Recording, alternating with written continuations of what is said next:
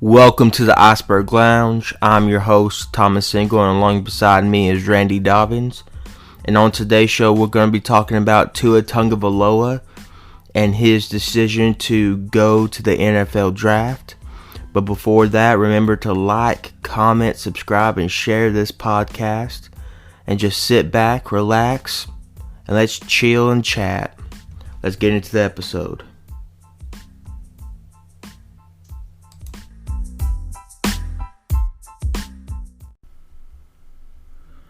So, today we're recording this on Monday, but as we all heard, Tua Tagovailoa announced today in Tuscaloosa that he is deciding to go pro and enter the draft.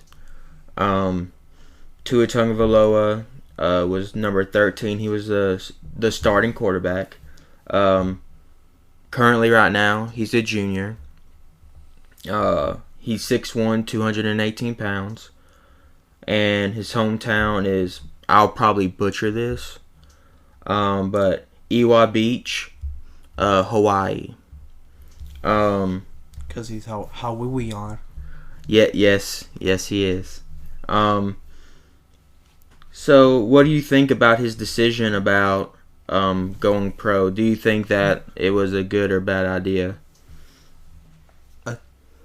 I don't know, because I'd rather him stay and get more experience than what he had, but also go because he doesn't know how he'll perform this next season and how he'll do, and if he'll get injured, which could impact him getting drafted.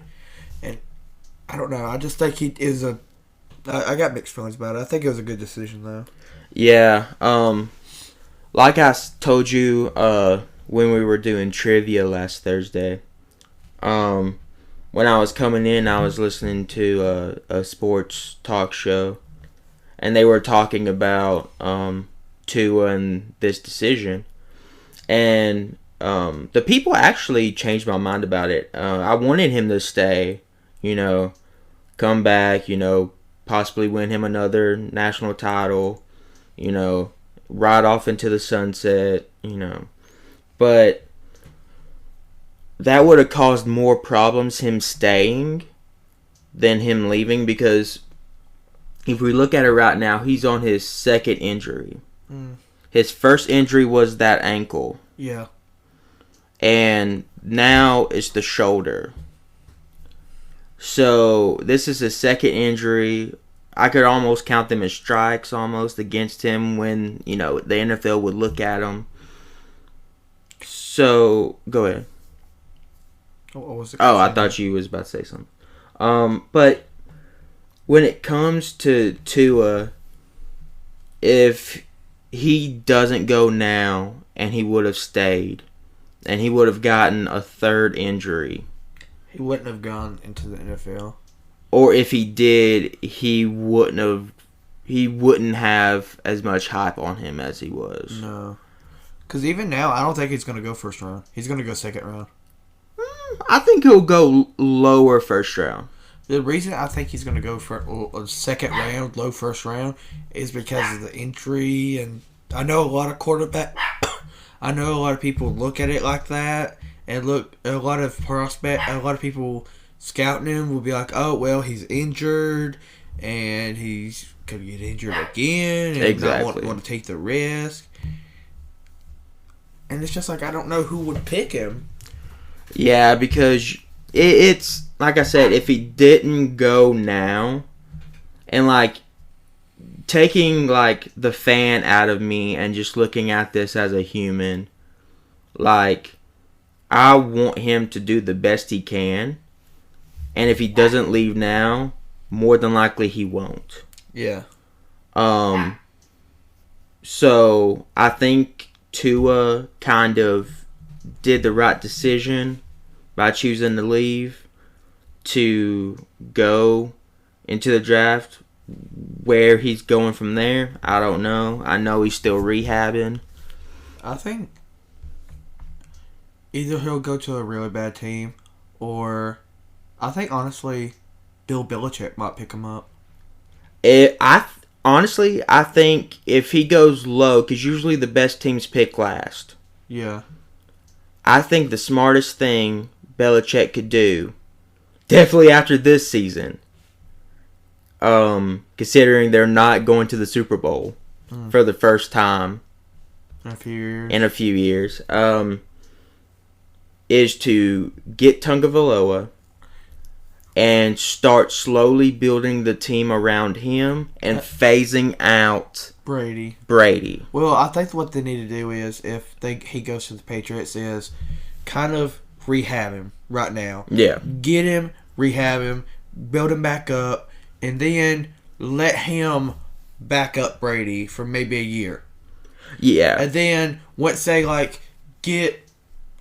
blown out of team, let Tua go in, kind of like they did when he was playing with Jalen. Yeah. Let him go in, take a few snaps, and go from there. Let him get comfortable with the team, and then maybe within a couple years of him playing with the Patriots, kind of let Brady go and phase in Tua.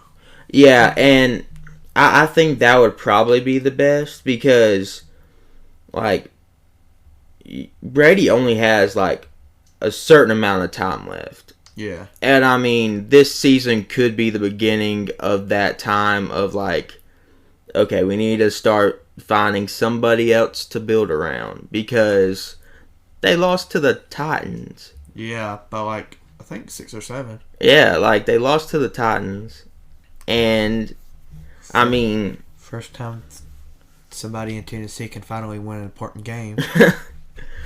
But when it comes to, Jalen... Jalen, I think he'll go top second round. Yeah. Just because of how Oklahoma got their butt whooped by LSU. Yeah, LSU clapped them cheeks. So it's one of those things to where, I wish Tua the best. I would love to see him on the Patriots. That would probably be nice. I would still be rooting for the Falcons, though. That's my team. I'd still be rooting for the Jets. That's my team. But I'll still be rooting for Tua. Oh, yeah, definitely. By the way, what's weird about the Titans win is that Derrick Henry only had 1 touchdown. Yeah, but didn't he rush for 150? I think it was 150 or more. Yeah, it was insane how much, their defense got broken down, the Patriots were. Yeah. But besides that, we're going to go ahead and take a break, and we will be right back.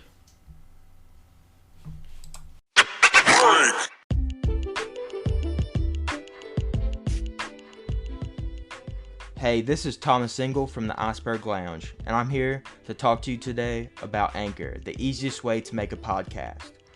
Anchor gives you everything you need in one place, and guess what? It's absolutely free, which you can use right from your cell phone or computer just like I do. They even have creation tools that allow you to record and edit your podcast so it sounds amazing. They'll even distribute your podcast for you. You don't even have to do it yourself. So it can be heard everywhere, from Spotify, Apple Podcasts, Google Podcasts, and many more. You can even make money from your podcast with minimum listenership. So why don't you download the Anchor app or go to anchor.fm to get started.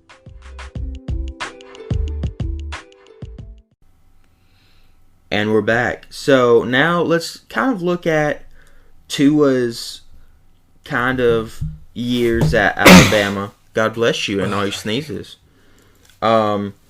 Starting in 2017, he was 49 and 77 when it comes to passing. 63.6 as completion percentage. Yeah, he did 11 touchdowns. He threw 2 interceptions. 60, LNG. Yeah. Which that's longest pass. So his longest pass was 63, or not 63, but 60 yards. His average was 8.3. Yeah. But then if we look at 2018 when it comes to, because all this has to come to passing, you were starting to see 2018, he was 245 out of 355 attempted passes. Yeah. Which that he's up this year by almost 7% when it comes to his completion rate. He threw 3,966 yards. Like, that's almost let's see. Double. Yeah, way double. It's if you look at it, it's almost 7 times, so it's at least 6 times as 2017. Yeah. Averages 11.2. 43 touchdowns, 6 interceptions.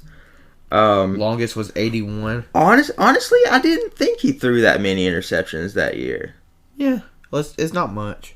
I know it's not much, but I thought it was less. Because I thought at one point he was like, no one touched him, and he only had a few, but... Yeah. Yeah, it's... Then you got this year. Yeah, where it's 180 out of 252. But we got to account he got injured, so we wouldn't know if he would have probably surpassed what he did in 2018. Yeah.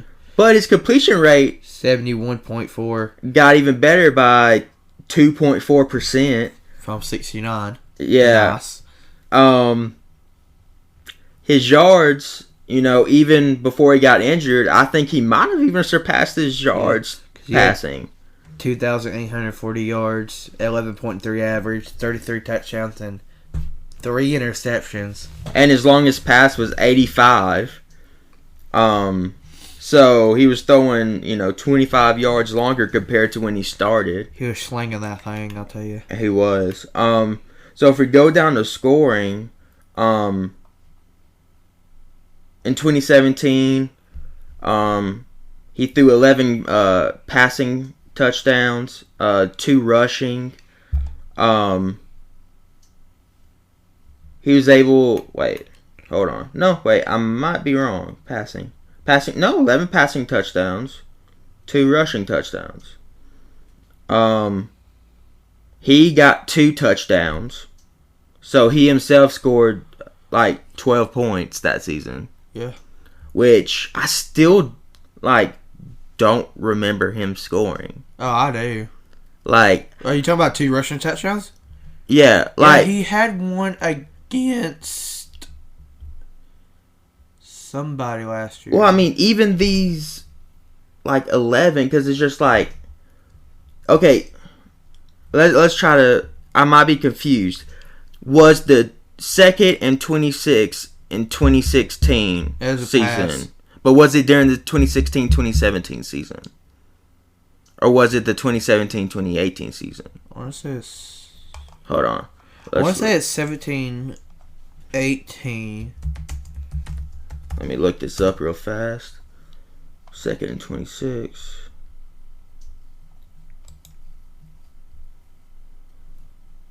Let's see. It should...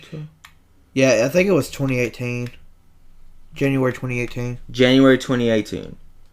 Well, if it's like that, then I had no recollection of Tua Tagovailoa until that pass. Because I don't remember not one of those scores then. From 2017. Oh, I do. Because let's see, because 2017-2018 was his freshman year. Yeah. Yeah, because that year... That was the second and 26 year. Yeah. No, he had a bunch of passing touchdowns that year. I know, but what I'm trying to say is, I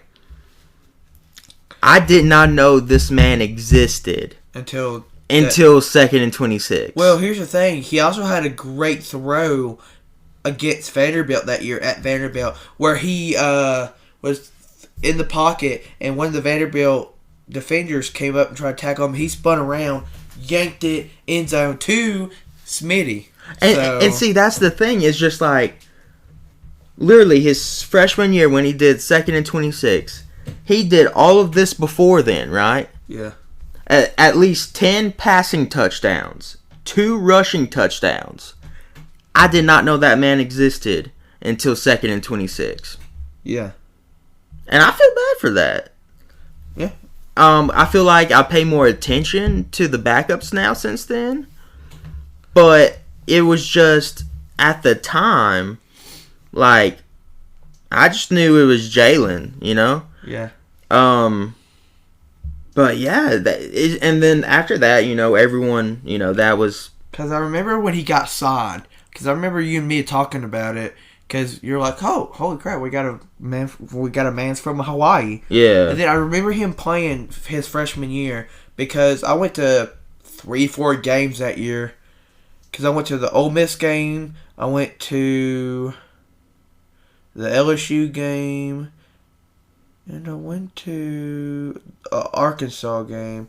And I remember him playing in all 3 of those games because he was just that all 3 of them were blowout games. Yeah. Except for the LSU game, it was like just a low scoring game, but it was just like I remember him playing because it was all just blowouts.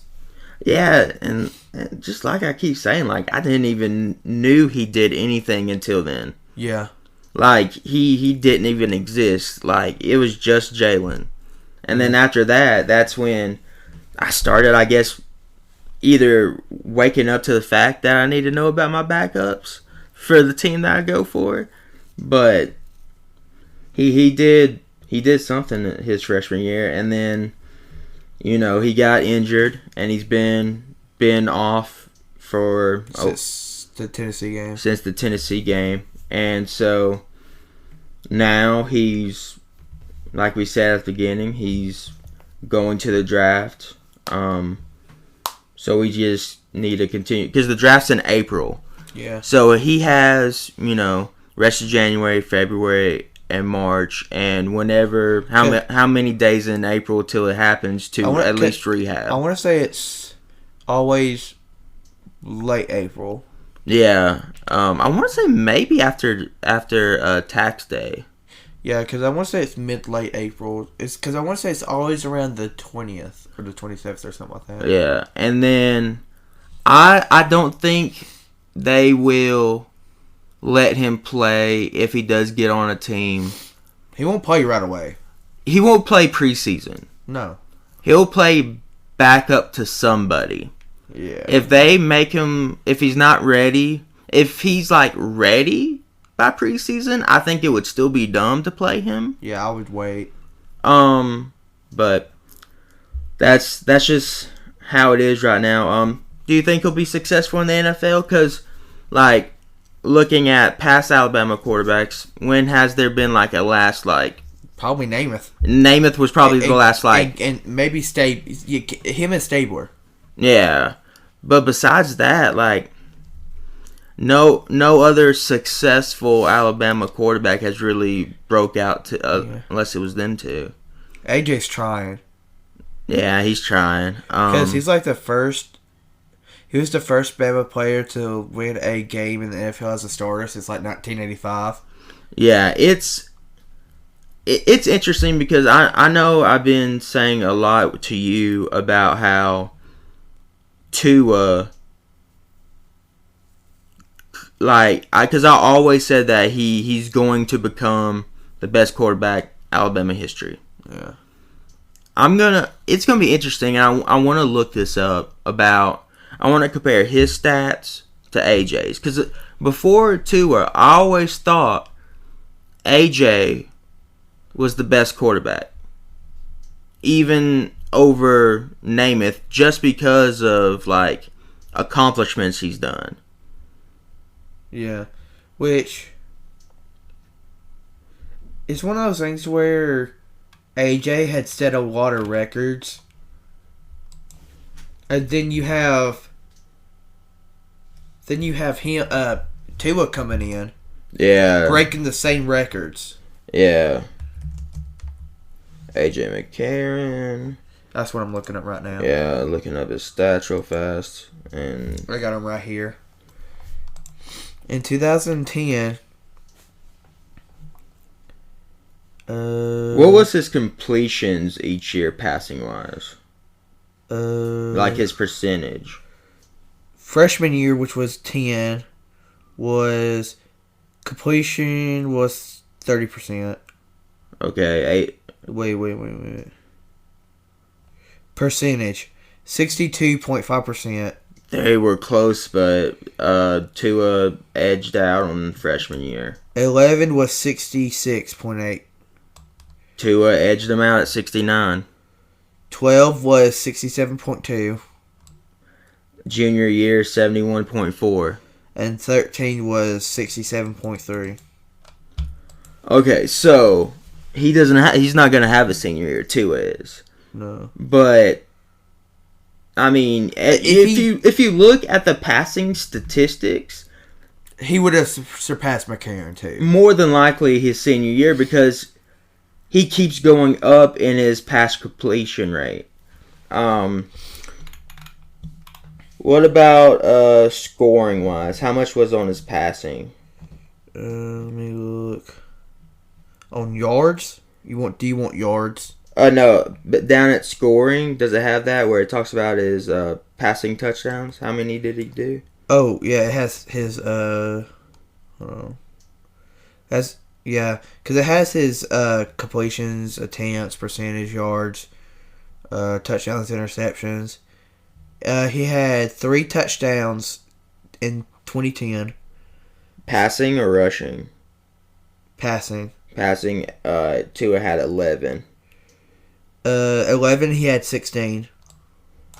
18, 43. 12 he had 30. 33. And in 13 he had 28. 28. Like, he's... Oh, man. How much was his rushing, does it say?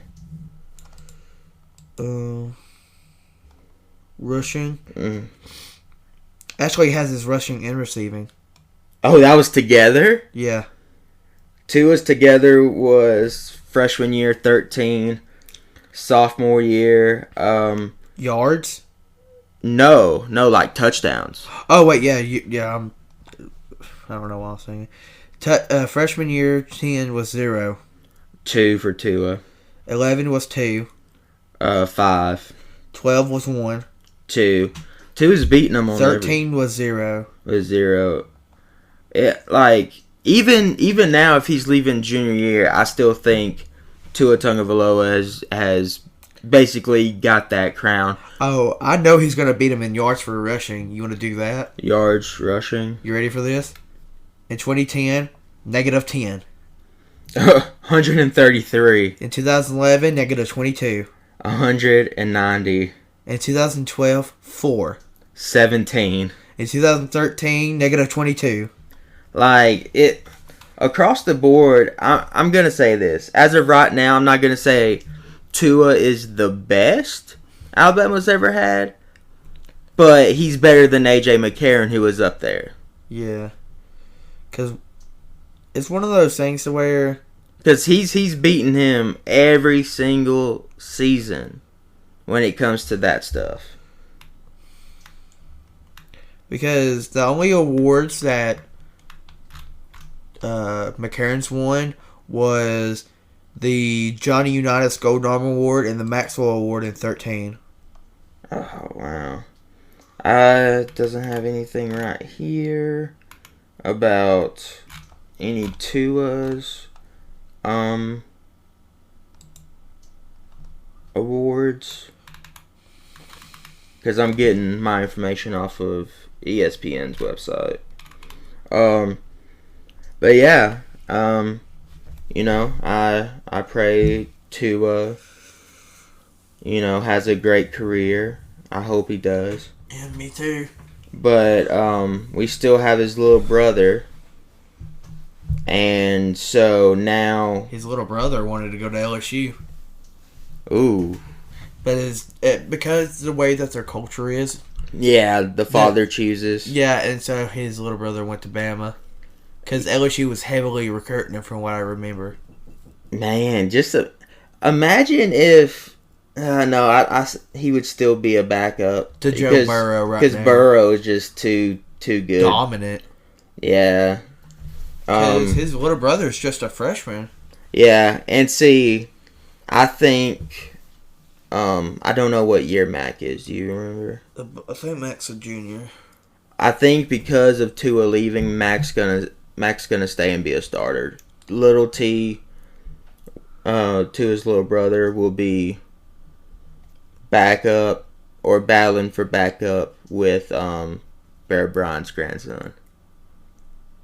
But looking that up real quick, it's literally giving me someone else.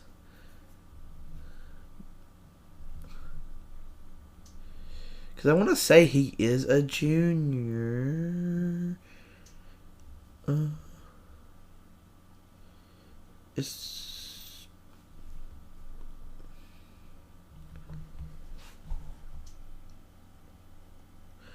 his class right now is a redshirt sophomore. oh wow, Yeah, so I'm getting this from the official like Alabama website, University of Alabama website, because he's a redshirt sophomore. okay.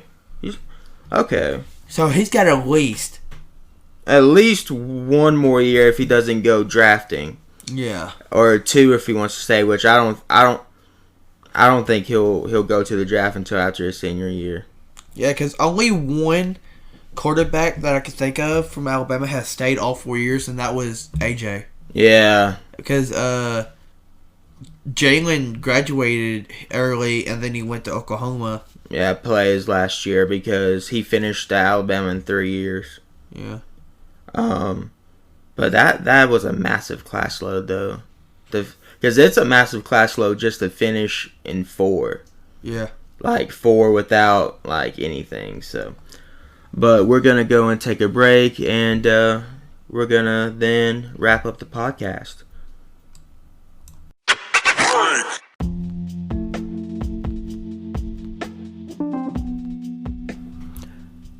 Hey, this is Thomas Single from the Iceberg Lounge. Does your business want to be heard on the Iceberg Lounge, which is heard currently in 10 countries around the world? If so, contact us at icebergnetwork64@gmail.com with the subject line, ad.